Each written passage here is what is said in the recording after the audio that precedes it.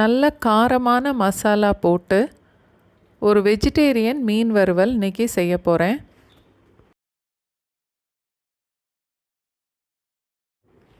1-2 teaspoon வரைக்கும் மிளகாத்தூள், நம்மளோட காரத்துக்கு ஏற்ற மாதிரி கூட்டி குறைச்சிக்கலாம். 2 டீஸ்பூன் மல்லித்தூள்,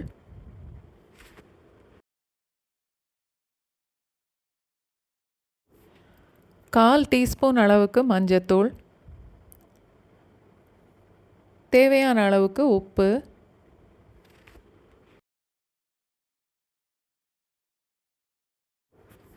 1/2 டீஸ்பூன் சோம்பு,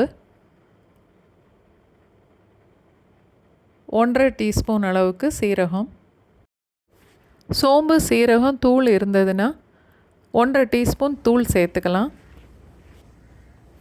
எல்லா மசாலாவும் சேர்த்து தண்ணி ஊற்றாமல் மிக்சியில் பொடி பண்ணி எடுத்திருக்கேன்.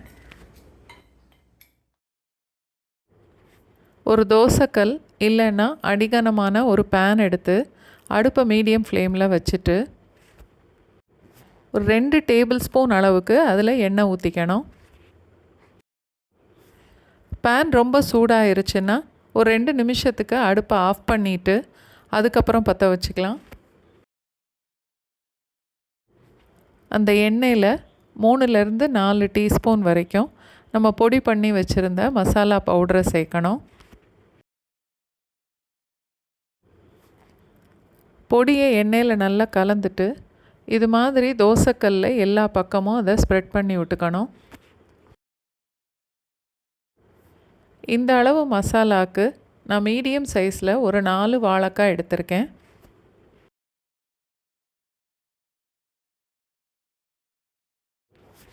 வாழைக்காவை தோல் சீவிட்டு நல்லா கழுவி பஜ்ஜிக்கு வெட்டுறதை விட கொஞ்சம் திக்காக இந்த மாதிரி வெட்டி எடுத்துக்கணும்.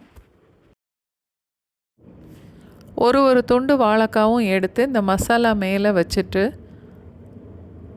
அடுப்பை மீடியம் ஃப்ளேமில் வச்சு வேக விடணும்.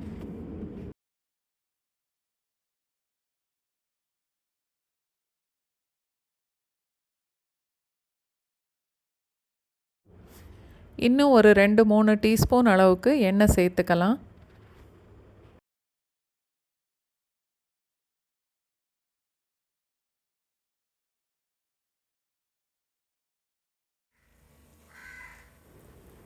ஒரு நிமிஷம் வெந்ததுக்கப்புறம் எல்லா பீஸும் இதே மாதிரி எடுத்து அடுத்த பக்கம் திருப்பி போடணும்.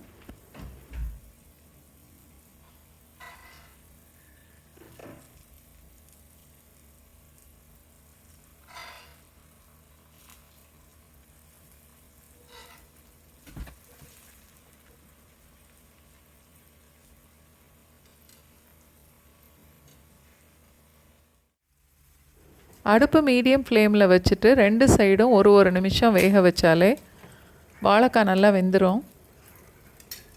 நல்ல மொறுன்னு வர வரைக்கும் இன்னும் கொஞ்சம் நேரம் அடுப்பில் இருக்கட்டும். இந்த வாழைக்காய் வறுவல் சாம்பார் சாதம், ரசம், சொதி, மோர் குழம்பு எல்லா வெரைட்டி ரைஸோடையும் சேர்த்து சாப்பிடும்போது ரொம்ப நல்லாயிருக்கும். இந்த அளவு ப்ரௌன் கலரில் வந்ததுக்கப்புறம் நம்ம அடுப்பை விட்டு எடுத்துடலாம்.